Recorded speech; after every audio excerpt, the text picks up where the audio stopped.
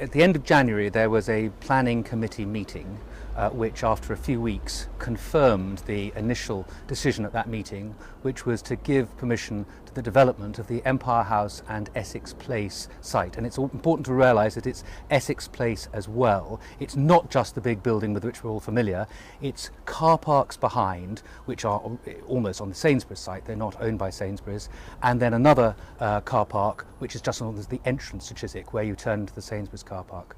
And you're seeking a judicial review of that decision, meaning that you think the council didn't do the process properly? Yes, exactly. I don't want to go into all of that because it's frightfully technical and complicated, and indeed I'm not a planning lawyer and I don't understand it fully. But yes, they didn't do what they should have done and they made very bad mistakes in the process. And how much do you think that's going to cost? Well, it's tens of thousands of pounds. And initially we're seeking £10,000 in our CHRAG Justice website, but it will be more than that, and we're trying to take our funding campaign in short stages so that we don't overphase people and so that we achieve the targets. But I'm afraid it's more than the first 10,000 that we're seeking. So you're personally liable for that cost, aren't you? Because you're taking the case. I am. One good thing, and this is really a very good thing for me, is that the costs of an unsuccessful applicant, i.e. ourselves, myself, if we fail, are capped at £5,000. So all we have to pay to Hounslow Council if we lose is £5,000. And worst case scenario, what are we looking at? Worst case scenario is that we lose, we pay the £5,000, and of course we have lost all the costs that we have had to expend on our own legal team. Terrific legal team, by the way. Who pays the other side's costs?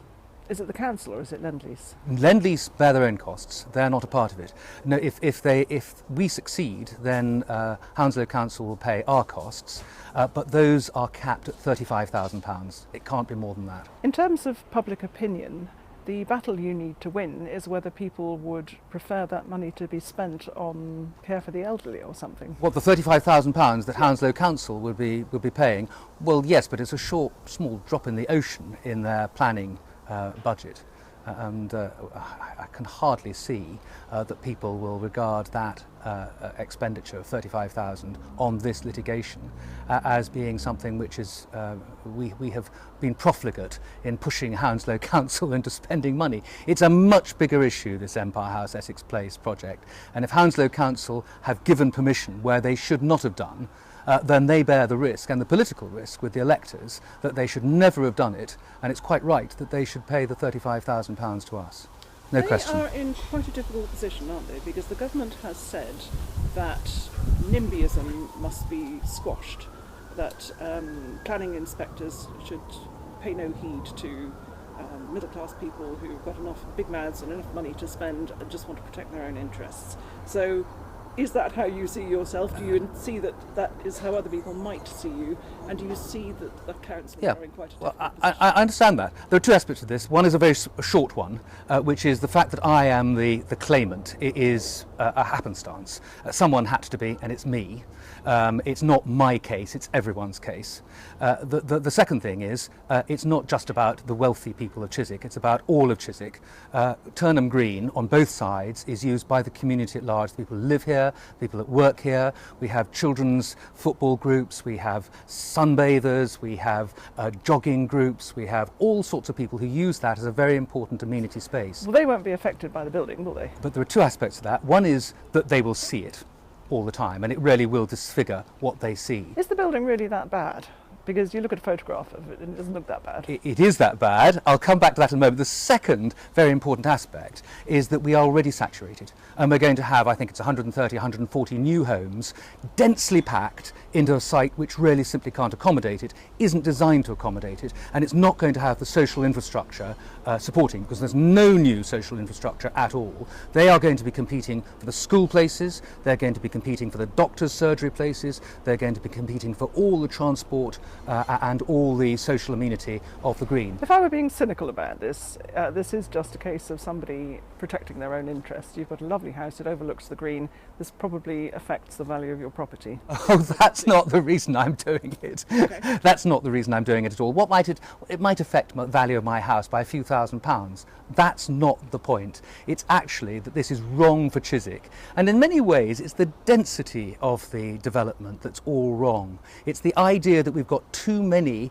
dwellings in a fairly small space, and we've got Lend-Lease effectively planting this enormous development into our community and taking advantage of all the amenities we've already got, which are already at saturation point. So are you able to tell me the details of the judicial review, or do you need to keep some cards up your sleeve? There may be people who watch this who are much better educated than I am in planning law, and I may get things wrong. But I think it's fair to say we weren't given a chance to look at material that was highly significant. If you look at our website on Crowd Justice, you'll see a picture of the winter views of Empire House. That photograph was released a very few days before the planning committee meeting. And we said, well, this is critical. Look at this. This gives the lie to the way in which Lend-Lease are presenting their evidence, because you can't see the buildings which would have to be there. They're pulling the wool over your eyes. So we asked for an adjournment so that we could have some more time on that.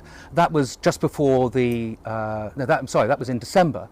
But they also produced at the very last stage a critical document, because in order for Lend-Lease to be able to convert Empire House into residential, they've got to prove that it's no longer appropriate for office space. They've got to prove that they'd marketed it for 2 years and that nobody wanted it.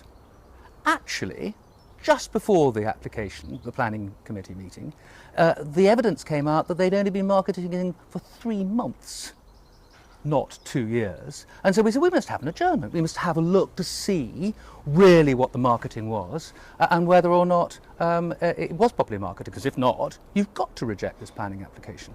And we refused that. So if you win this, are we just back to square one? Do we just start the planning process all over again? Well, every judicial review has a number of different possible outcomes. One is absolutely no way, this is out, forget it. And that's the message given.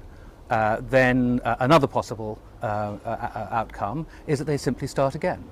But the point about our present campaign is it's not just about trying to win this judicial review. We are talking about the future of Chiswick, and to make sure that we don't have high-rise development. And this is an 8-storey block, residential block, being put on the Essex Place car parks, and we want to make sure that that doesn't happen in the future. And it's very important, Bridget, really to understand that the council themselves produced planning for the future, the local plan, and they had a site allocation document which they produced for Essex Place, and they said this is unsuitable for anything more than 3 to 4 storey buildings.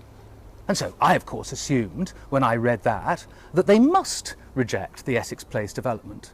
But no, not only do they say, oh, we take that into account, but we're just going to ignore it. And remarkably, in the defence of the judicial review, that's regarded as a virtue rather than the vice, because they did actually consider it, even though they, of course, rejected the obvious, which is, well, this is an 8-storey, and our own planning says it should be no more than 3 or 4 stories. But because we've considered it and regarded, well, 8 stories is only slightly more than 3 to 4, we'll allow the application.